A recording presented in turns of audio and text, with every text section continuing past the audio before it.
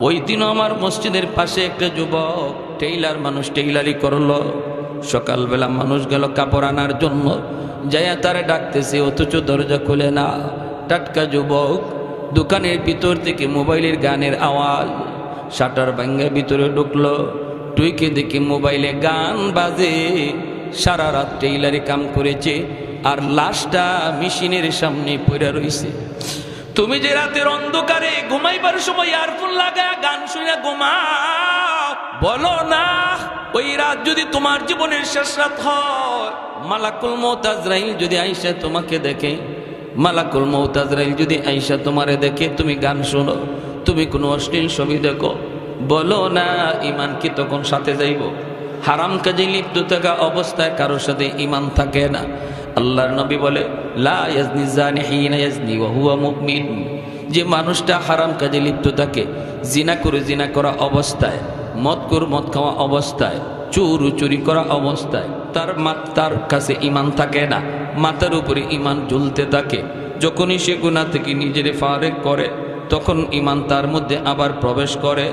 বলো না তুমি কোন ভরসায় কোন সাহসে তুমি এই কামটা করতেছ, এই কাম এই অন্যায় কাজ করে ঘুমাইতেছ। যদি আজরাইল এই রাতেই তোমার জান কবজ করার জন্য আসে, মুসলমানের করে জন্ম নিয়েও ইমান সাথে নিয়ে যাওয়া যাবে? এজন্য বলতেছি আল্লাহ কই জমিন আমার বান্দা বান্দি দিনে তওবা করবে আমি দিনে কবুল করব, রাতে তওবা করবে রাতে কবুল করব, সকালে তওবা করবে সকালে কবুল। শুধু কবুল তা না, তার পিছনের সব গুনাহ মাফ কইরা, গুনাহ যদি পাহাড় পরিমাণ হয়, গুনাহ যদি পাহাড় পরিমাণ হয়, পাহাড় পরিমাণ নেকি আল্লাহ বানায় দিবে। গুনাহ যদি সাগর পরিমাণ হয়, সাগর পরিমাণ নেকি আল্লাহ বানায় দিবে। ইল্লা মান তাবা ওয়া আমানা ওয়া আমিলা আমালান সালিহা ফাউলাইকা ইউবাদদিলুল্লাহু সাইয়্যাতিহিম হাসানাত। আল্লাহ নিজে ঘোষণা দিয়েছেন তওবাকারীর তওবার কারণে আল্লাহ পাক আমলনামার গুনাহগুলিকে আল্লাহ নেকি দ্বারা বদলায় দেয়। তাহলে গুনাহ যত বেশি, তওবার কারণে তত নেকিও হয়ে যায় তত বেশি, ঠিক না? গুনাহ যদি নেকি হয়ে যায় তাহলে যার যত গুনাহ আছে, বেশি যদি গুনাহ হয় তো বেশি নেকিও তো হয়ে গেল। এজন্যই আত-তাইবু মিনাজ যামবি কামান লা যামবা লাহ, আও কামা ক্বালা নবী আলাইহিস সালাম, নবী যে বলেছেন তওবাকারী আমলনামায় কোনো গুনাহই থাকে না। আর তওবার সাথে সাথে আল্লাহ ওই মানুষটারে গুনাহগারের তালিকা থেকে নাম কাইটা আল্লাহর ওলির তালিকায় নাম উঠায় দেয়। সব জিনিসের সময় লাগে, আল্লাহর ওলি হইতে সময় লাগে না। মেট্রিক পাস করতে সময় লাগে, আইএ পাস করতে আরো সময় লাগে, মেম্বার হইতে সময় লাগে, 5 পাস করতে সময় লাগে, ব্যবসা করতে সময় লাগে, ফসল ঘরে তুলতে সময় লাগে। সময় লাগে না শুধু এক কাজে, সেই কাজটা হলো আল্লাহর ওলি হওয়া, আল্লাহর ওলি হওয়া। এখন যদি তুমি কাটে দিলে তওবা করো আর মনে মনে কো মালিক, ও মালিক আমি তো যা করেছি ভুল করেছি, আল্লাহ আর ভুল করবো না। জীবনে অনেকবার রমজান মাসের রোজা ছাড়ছি, আর জীবনে কোনো দিন একটা রোজাও আমি তরক করবো না গো মালিক। আল্লাহ আর নামাজ কোনোদিন ছাড়বো না। আব্বারে ধমক দিছি, আল্লাহ আমি মাপ চাইলাম, আর জীবনে বাবারে ধমক দিব না, মার সাথে আমি আর বেয়াদবি করবো না। এই কথাগুলি দিলের ভিতরে আইনা তুমি যখনই আল্লাহকে শোনায় দিবা, আল্লাহ পাক রব্বুল আলামিন তোমার উপরও খুশি হইয়া, এখানে বসার আগে তোমার নাম ছিল গুনাহগারের খাতায়, আর দিলে দিলে এই কথাগুলি বলার পর আল্লাহর নাম কাইটা ওলির খাতায় তুইলা দিবে। অল্প সময়ের ভিতরেই শুধু আল্লাহর ওলি হওয়া যায়, আল্লাহর ওলি হওয়া যায়, ঠিক কিনা? কেন ওলি হয়? কারণ হলো তার পিছনের সব গুনাহ তো আর গুনাহ নাই, নেকি হয়ে গেছে। এজন্য হযরত আবু বকর সিদ্দিক রাদিয়াল্লাহু তাআলা আনহু হযরত ওমর ফারুক রাদিয়াল্লাহু তাআলা আনহুকে বলেছিলেন, ভাই ওমর, আমি আবু বকরের মন বলে তুমি ওমরের জীবনের নেকি আমি আবু বকরের চেয়ে অনেক বেশি।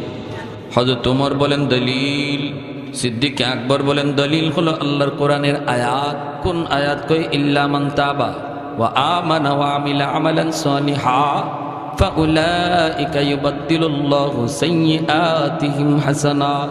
গুনাহ আল্লাহ নেকি দিয়ে বদলায় দেয়। ও ওমর, তুমি ইসলাম গ্রহণ করার আগে তোমার দ্বারা অনেক গুনাহ হয়েছে, আমি আবু বকরের চেয়ে তোমার গুনাহ অনেক বেশি, কিন্তু ইসলাম গ্রহণ করার পর তওবার খাতিরে আল্লাহ পাক রব্বুল আলামিন তোমার পিছনের জীবনের সবগুলি গুনাহ আল্লাহ তো নেকি বানায় দিছি। এতে করে আমি আবু বকরের যা মনে হয় তোমার নেকি আমি আবু বকরের চেয়েও বেশি বাইরা গেছে। হযরত তোমার বলে, ভাই আবু বকর, আমি সোজা সাজা মানুষ, এত পেশগুজ বুঝি না, তবে আমরা যদ্দূর জানি আপনি হলেন এই উম্মতের শ্রেষ্ঠ ব্যক্তি, নবীর পরে আপনার স্থান। যদি আমি ওমরের নেকি তোমার চেয়ে বেশি হয়, তাহলে আসো আমরা নেকি বদলা বদলি করে ফেলি। বলে কেমনে? এমনি হযরত ওমর বলে, আমি আমার জীবনের সমস্ত নেকি তোমাকে দিয়ে দিব, বিনিময়ে আমাকে তুমি তোমার জীবনের সব নেকি দেওয়া লাগবে না, শুধুমাত্র আমাকে এক রাতের নেকি দিলেই চলবে। আরেকটু আস্তে কথা। সিদ্দিক আকবরে ভাল বলে, ভাই ওমর, কোন রাতের কথা তুমি বলছো? এমনি আবু বকর সিদ্দিক যেই বলছে কোন রাতের কথা তুমি বলছো, সাথে সাথে হযরত ওমর ফারুক রাদিয়াল্লাহু তাআলা আনহু বলি, সেই রাত হলো হিজরতের রাত, যেই রাতে তুমি আমার মায়ার নবীর সাথে হিজরত করছিলা। 40টা রাত তুমি ঘুমাও নাই রে ভাই আবু বকর। আমার মায়ার নবী কখন আইসা তোমাকে ডাক দিবে, এই ডাকটা শোনার জন্য তুমি 40টা রাত ঘুমাও নাই। সারাটা রাত দরজার পাশে কান খাড়া করে দাঁড়াইছিলা। কখন জানি আমার মায়ার নবী আইসা কয়, আবু বকর চলো, হিজরতের সময় হয়ে গেছে। এরপরে সেই রাত আসলো, আমার মায়ার নবীকে নিয়ে তুমি রওনা দিলা, যাইতেছো। তারপরে যায় সেই গারে সুর, যেই গর্তের ভিতরে গুহার ভিতরে 3 দিন অবস্থান করলা। এসো বিশাল পাহাড়, ওই পাহাড়ের উপরে বায়া বায়া ওঠা কত কঠিন। মক্কা মদিনা যারা গেছেন তারা দেখছেন ওই গারে সুর, যেই গারে সুরে আবু বকর আমার মায়ার নবীর নিয়ে 3 রাত 3 দিন ছিলেন। এত উঁচা পাহাড়ের উপরে গর্ত, সাহস করে ওঠা যায় না, ওটা বড় কষ্ট। এত বড় উঁচা পাহাড়, ওই পাহাড় বায়া বায়া তুমি সেই গুহার মধ্যে উঠছিলা। আমার মায়ার নবীরে তুমি পাহাড় বাইতে দাও নাই, তুমি পাহাড়ের নিচে যায় বলছিলা, মায়ের নবী গো, ওগো নবীজি, আপনি পাহাড় বাইলে আপনার কষ্ট হবে, আমি উমরের কান্দে আপনি উঠেন। তুমি আমার মায়ার নবীর নিজের কান্দে উঠাইছিলা, এরপরে নিজে নবীকে কান্দে লইয়া এত উঁচা পাহাড় বায়া বায়া গুহার কাছে গেছো। সেই গুহার কিনারায় যাইয়া আমার দয়ার নবীর তুমি গুহার মুখে দাঁড় করে কইছো, নবী গো, আপনি গুহার ভিতরে আগে ঢুইকেন না গো নবী, আমি আগে ঢুইকে দেখি গুহাটা নিরাপদ কিনা, গুহাটা নিরাপদ কিনা। যদি আমি আবু বকরের জীবনও চলে যায়, উম্মতের এত ক্ষতি হবে না, কিন্তু আপনার যদি কোনো ক্ষতি হয়, কোনো জীব জানোয়ার, হিংস্র জীব জানোয়ার যদি ক্ষতি করে, উম্মত কোনোদিন সেই ক্ষতিপূরণ দিতে পারবে না। আমার মায়ার নবীর দাঁড় করায়া নিজে তুমি যায় ঢুকছো, ঢুইকে তুমি সবগুলি গর্তের মুখ পাগড়ির কাপড় সিরা সিরা বন্ধ করছো, যেন কোনো সাপ বিচ্ছু বের হইয়া আমার মায়ার নবীর কোনো ক্ষতি করতে না পারে। এরপরে তুমি একটা গর্তের মুখ বন্ধ করার মতো কাপড় তোমার ছিল না, ওই কাপড়টা না পাওয়ায় নিজের পা দিয়ে তুমি গর্তের মুখ আটকে রাখছো। এরপরে আমার নবীর ভিতরে ঢুকাইছো। ঘুমের প্রয়োজন ছিল তোমার বেশি, কারণ 40 রাত তুমি ঘুমাও নাই, কিন্তু নিজে না ঘুমায়া মায়ার নবীর নিজের উরুতে ঘুম পাড়াইছ। আমার মায়ের নবীর ঘুম পাড়াইছ, নিজে না ঘুমাইয়া। সাপে তোমার কামড় দিল, বিষের যন্ত্রণা অস্থির, কিন্তু কামড় দিয়া দাঁতে কিরবিরি খায়া তুমি হজম করেছো।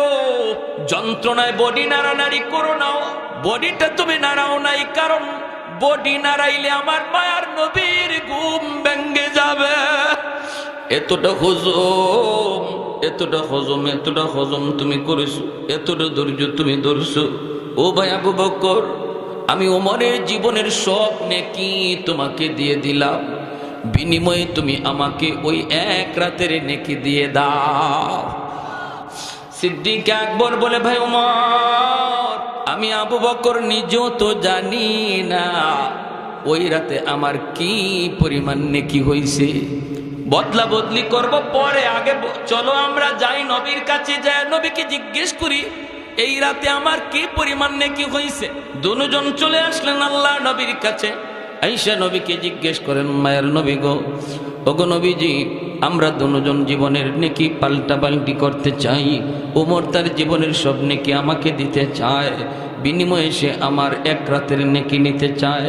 আমি নিজেও জানি না ওই রাতে আমার কি পরিমাণ নেকি হইছে, আপনার কাছে জানতে এসেছি গো নবী। নবী বলেন, আবু বকর কোন রাত? সিদ্দিক বলেন, সেই রাত হলো আপনার সঙ্গে হিজরতের রাত। এই কথা বলতেই মায়ার নবী কয়, আবু বকর বদলাইবা কি বদলাইবা না, পাল্টা পাল্টি করবা কি না? আমি নবী কোনো মত দিব না, আমি কোনো পরামর্শ দিব না, কারণ দুজন আমার নবীর বড় মায়ার। নবী কোন সিদ্ধান্ত দিবেন আর কে খুশি হয় কে বেজার হয়, এজন্য নবী কয় না, আমি কোনো সিদ্ধান্ত দেব না, সিদ্ধান্ত তোমাদের।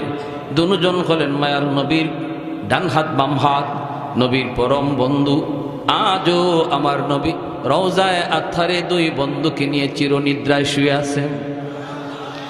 আজও মদিনার রওজা আতহারে আমার নবীর পাশে আবু বকর সিদ্দিক আর হযরত ওমর ফারুক রাদিয়াল্লাহু তাআলা আনহুমা। এজন্য নবী কয়, আমি সিদ্ধান্ত দেব না, তবে যেই কথা তুমি জানতে চেয়েছো ওই রাতে তোমার কি পরিমাণ নেকি হয়েছে, এই কথাটা আমি তোমারে বলতে পারি রে আবু বকর। শোনো তাহলে, শুধু উমরের জীবনের নেকি না, গোটা উম্মতের নেকি যদি এক পাল্লায় রাখা হয় আর তোমার এক রাতের নেকি এক পাল্লায় রাখা হয়, তোমার পাল্লা ভারী হয়ে যাবে। আল্লাহু আকবার। এজন্য রে যুবক, একটু দিলটা নরম করে কথাগুলি শোনো।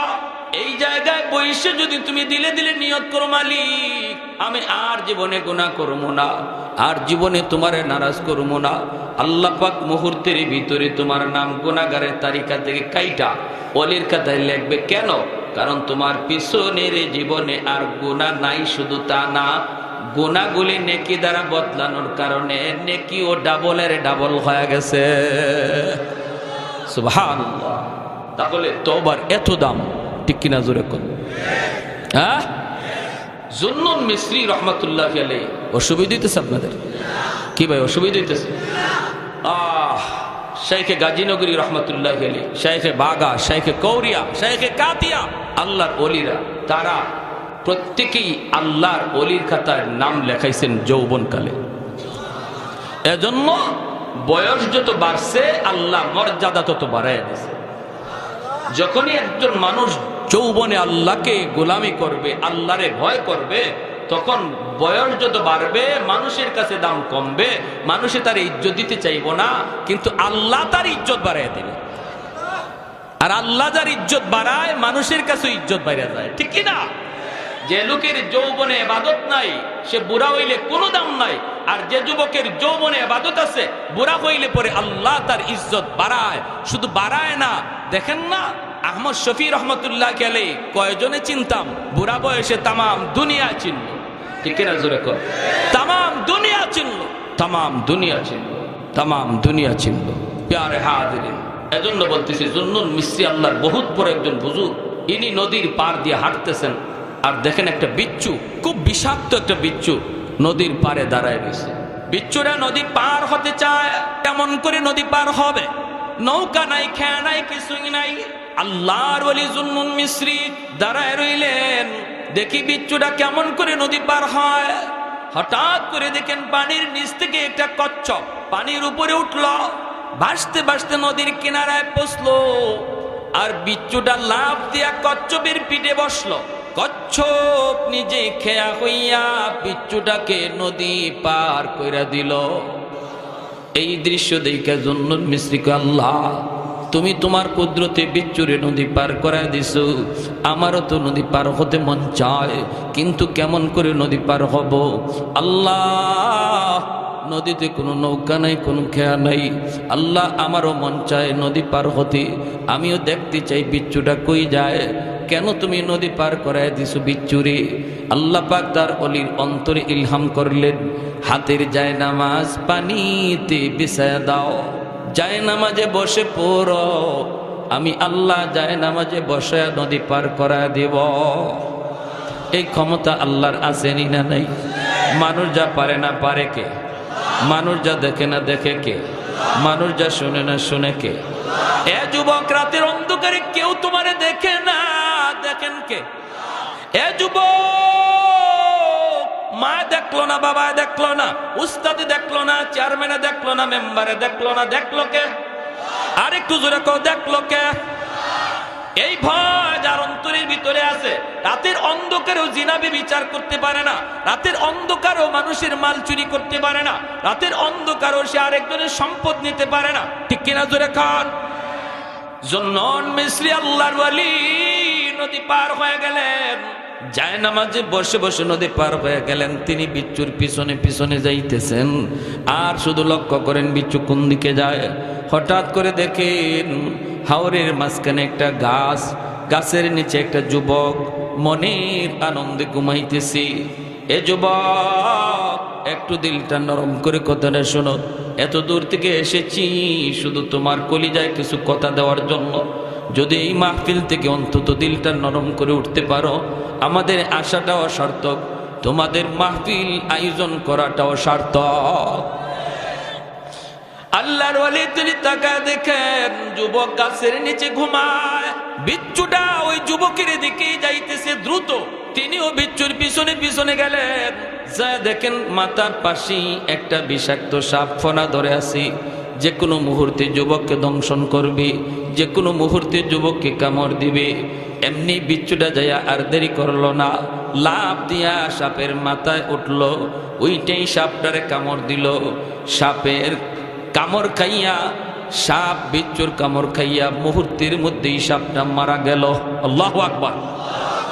সাপ আইছিল যুবকের ক্ষতি করতে, আল্লাহ যুবককে বাঁচাইছে তার কুদরতে, ঠিক না? ঠিক না? আল্লাহর ওলি কই, যুবক, ও যুবক, ঘুম থেকে উঠো। কি নেক আমল তুমি করেছো যার কারণে যৌবনে আল্লাহর ওলির খাতায় নাম? কি নেক আমল করেছো যার কারণে আল্লাহ তোমার উপরে খুশি? যুবক চোখের পানি সেইরা কান্দের, আল্লাহর ওলি, আমি হলাম একজন রাখাল, আমি মানুষের উট রাখালি করি, দুম্বা রাখালি করি, সারাদিন হাওরে জঙ্গলে আমি থাকি গরু ছাগল লইয়া।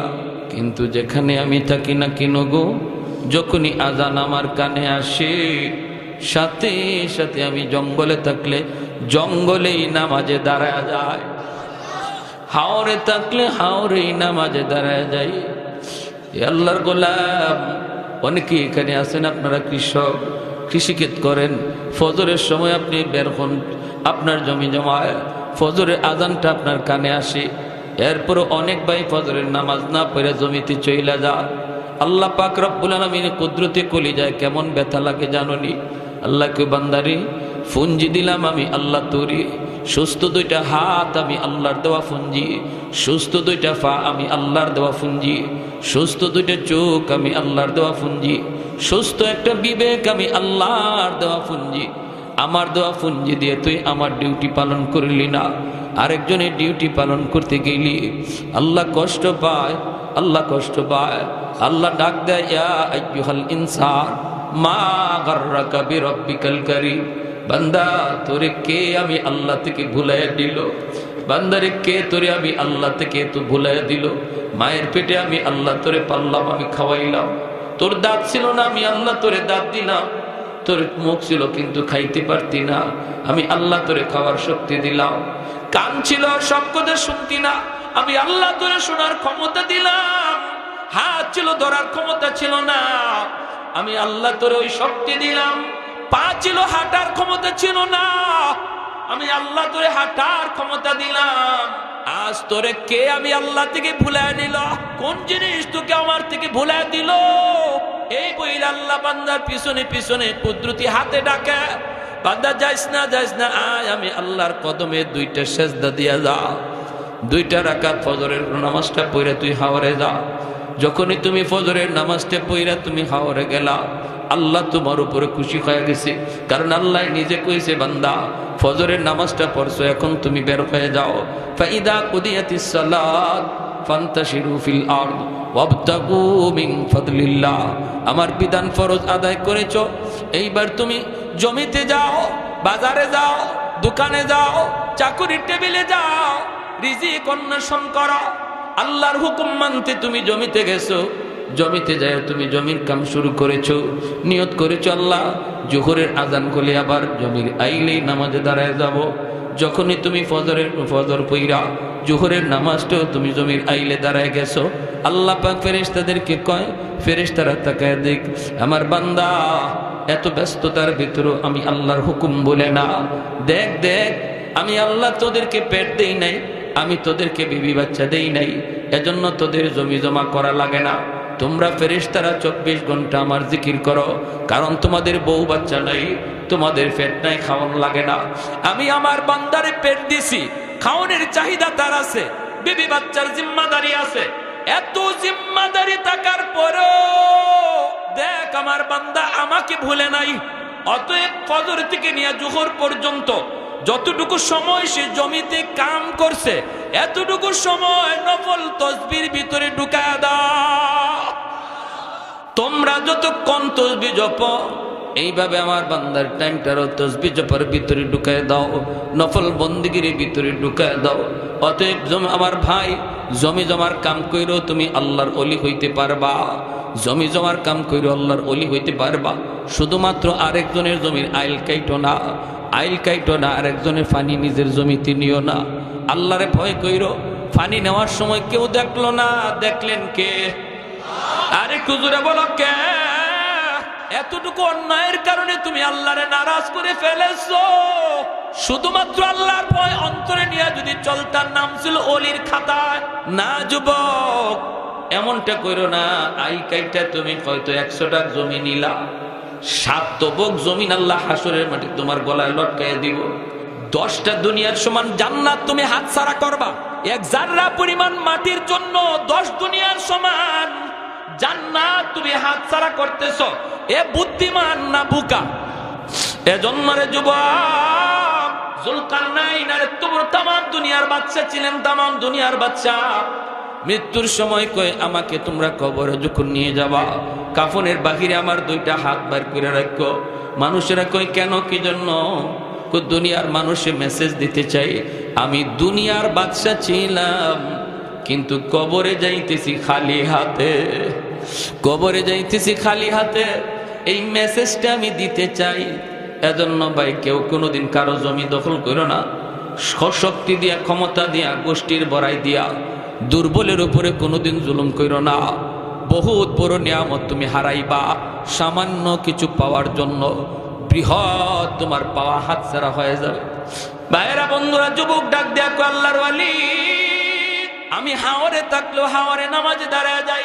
আর এখন যখন ঘুমাইতে যাব, গাছের নিচে যখন আমি ঘুমাইতে যাব, তখন আল্লাহকে ডাক দেয়া কই মালিক, ঘর থেকে বের হওয়ার সময় আমি আল্লাহর নাম লইয়া বের হই। তুমিও যখন ঘর থেকে বের হবা, এই দোয়াটা পড়বা, বিসমিল্লাহি তাওয়াক্কালতু আলাল্লাহ লা হাওলা ওয়ালা কুওয়াতা ইল্লা বিল্লাহিল আলিয়্যিল আযীম। আল্লাহ তোমার উপর ভরসা করে বের হলাম। যখনই তুমি আল্লাহর উপর ভরসা করে ঘর থেকে বের হবা, বিসমিল্লাহ বইলা আল্লাহ কই, বান্দা আমার উপর তুমি ভরসা করছো, এখন তোমার নিরাপত্তাও আমি আল্লাহর জিম্মাদারি। ওমান ইয়াতাওয়াক্কাল আলাল্লাহ ফাহুয়া হাসবু। আল্লাহ বলে যে আমার উপর 100 ভরসা রাখে, আমি আল্লাহ তার সাথে 100 লেনদেন করি। আমাদের ভরসাই তো আল্লাহর উপরে 100 নাই। 100 পারি না, করতেই পারি না, সন্দেহ থাকেই যায়। যে মানুষ ইয়াকিনের সাথে আল্লাহর উপর ভরসা নিয়ে চলে, আল্লাহর সাথে আল্লাহ তার সাথে ওই রকমই ব্যবহার করে। সুবহানাল্লাহি ওয়া বিহামদিহি সুবহানাল্লাহিল আযীম। তাহলে ভরসা করব কার উপর? আরো জোরে বলেন, কার উপর? ঘর থেকে বের হব কার নাম লইয়া? কার নামে? আল্লাহর নামে। যুবক, আমি যখন ঘুমাইতে যাব, তখন কইতেছি আল্লাহ আমি ক্লান্ত পরিশ্রান্ত, আমি একটু আরাম করব। কিন্তু মালিক, কোন ভরসায় আরাম করি? আল্লাহ, কোনো তো আমার এখানে তো কেউ নাই, আপন বলতে কেউ নাই। যদি বিপদ আপদ আয় বাঁচাইবার কোনো লোক নাই, আল্লাহ তোমার উপর ভরসা করে আমি ঘুমাইলাম, এই বইলে আমি ঘুমাইছিলাম। আল্লাহর ওলি জুন্নুন মিসরি কয়, তুমি যে আল্লাহর উপরে 100 ভরসা করে ঘুমাইছো, এজন্য আল্লাহ তোমাকে 100 নিরাপত্তা দিছে। ইল্লাল্লাযীনা আমানু ওয়া আমিলুস সালিহাত ফালাহুম আজরুন গায়রু মামনুন। এজন্য আল্লাহ পাক রব্বুল আলামিন কয়, তুমি যখন যৌবনে ইবাদত করবা না, যৌবনে তুমি যেইভাবে এইভাবে খুশি চলছো, যা খুশি তা করছো, ক্ষমতার বাহাদুরি দেখাইছো, মানুষের উপরে জুলুম করেছো, মসজিদে তোমারে পাওয়া গেছে না, অন্যায় কাজে তোমারে দেখা গেছে, বয়স যখন বাড়বে মানুষ তোমারে কোনো দাম দিবে না, বউ তোমারে দাম দিবে না, সন্তান তোমারে দাম দিবে না, মানুষও কইব মিয়া আস্তে কথা খাও, এখন আর আগের মতো শক্তি নাই, এত পাওয়ার দেখাও না, বউ কইব তুমি কথা কম কও, বুড়া হয়ে গেছো কম বুঝো, পুলায় কইব আব্বা তুমি কথা কম কও, আগের মতো তোমার বুঝ নাই। কিন্তু আল্লাহ কয়, তুমি যদি যৌবনে আমার খাঁটি গোলাম হয়ে থাকো, যৌবনে যদি নাম অলির খাতায় লিখে থাকো, বয়স যত বাড়বে আমি আল্লাহ শাইখে কাতিয়া, শাইখে গাজীনগরী, শাইখে আহমদ শফির মতো তোমার দাম সমাজে বাড়ায় দিব। বসা থাকবা তুমি ঘরে, ইবাদত উঠে যাবে আমল নামায়, সুবহানাল্লাহ। ঘুমায়া থাকবা তুমি ঘরে, তাহাজ্জুদের সওয়াব উঠে যাবে আমল নামায়। আব্দুল্লাহ ইবনে মুবারক রাহমাতুল্লাহ, তুমি তাহাজ্জুদ পড়তে পারতা না, শেষ বয়সে আফসোস হইব, হায় রে শক্তি নাই, উঠতাম পারি না। এটারে আল্লাহ কত পছন্দ করে জানো? আব্দুল্লাহ ইবনে মুবারক রাহমাতুল্লাহ গেলে ওনার ইন্তেকালের পর ওনার একজন মুরিদ স্বপ্নে দেখে কয়, হুজুর কেমন ব্যবহার হয়েছে আপনার সাথে কবরে?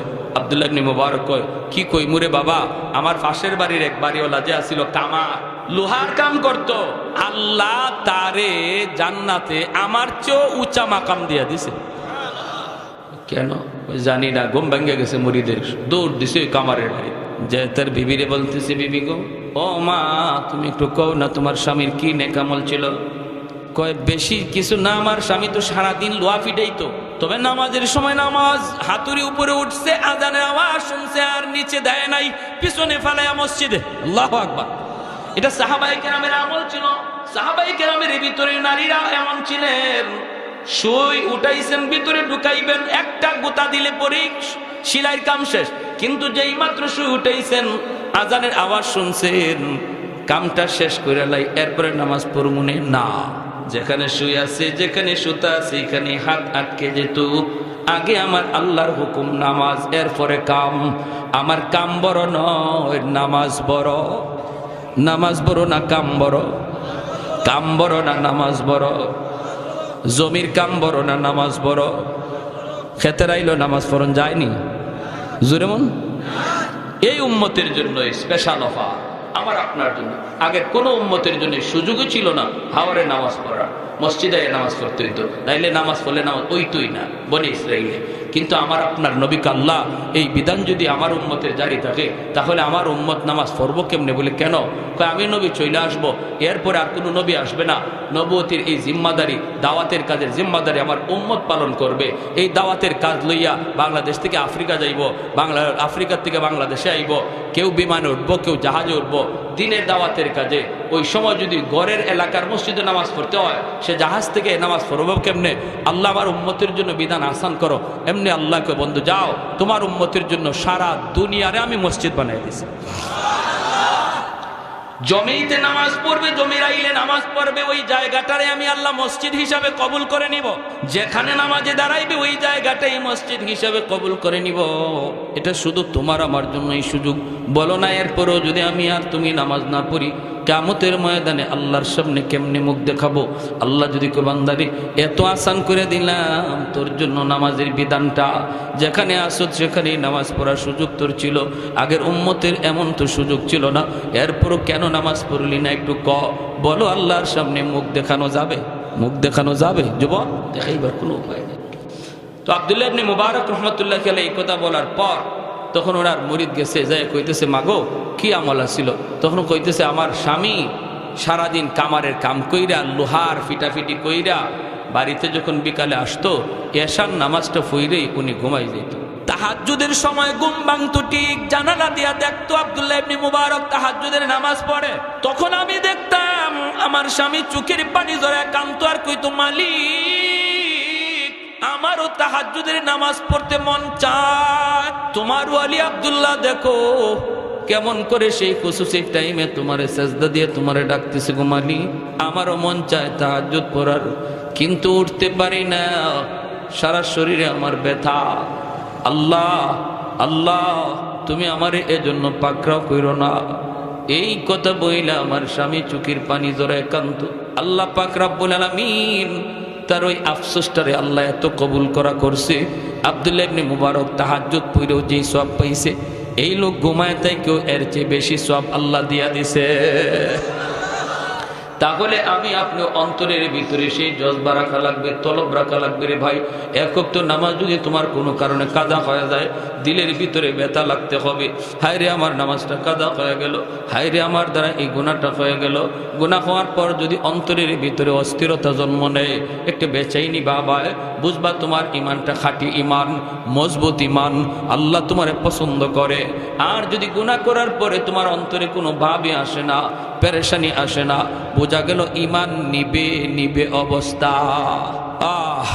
আমার ভাইরা, এজন্য যৌবনে আল্লাহর বন্দেগী করা দরকার আসেনি না নাই? আর একটু জোরে কোন আসেনি না নাই? যৌবন কালে আল্লাহর ওলির খাতায় নাম লেখাইতে কারা কারা তৈয়ার? হাত উঠে আল্লাহকে দেখান। আল্লাহ তুমি কবুল করো, জোরে বলি আমিন, আরো জোরে বলি আমিন। আল্লাহ ওই যুবকগুলি যদি জমিনে না থাকতো, আসমান আমি লোহা বানায় দিতাম, জমিন আমি তামা বানায় দিতাম। এক ফোঁটা রহমতের বৃষ্টি আসমান থেকে নাজিল হতো না, আর একটা শস্যের দানাও জমিন থেকে উঠতো না, যদি ওই যুবকগুলি এখনো জমিনে না থাকতো। যারা যৌবনে আমি আল্লাহরে ভয় করে, তাদের খাতিরে এখনো আসমান থেকে বৃষ্টি পড়ে, জমিন থেকে ফসল উঠে। যেরকম সুবহানাল্লাহ। পারবো না ইনশাল্লাহ? আল্লাহ আমাদের সবাইকে কবুল করো, মঞ্জুর করো। বিশেষ করে আজকের এই মাহফিলকে আল্লাহ কবুল করো। এলাকার জন্য গোটা এলাকার জন্য যুবকদের এই মাহফিলকে হেদায়েতের উসিলা বানাও, আমিন। ওয়া আখির দাওয়ানা আলহামদুলিল্লাহি রাব্বিল আলামিন। যারা কি বলিনি আমরা দুরূদ শরীফ পড়ি সবাই।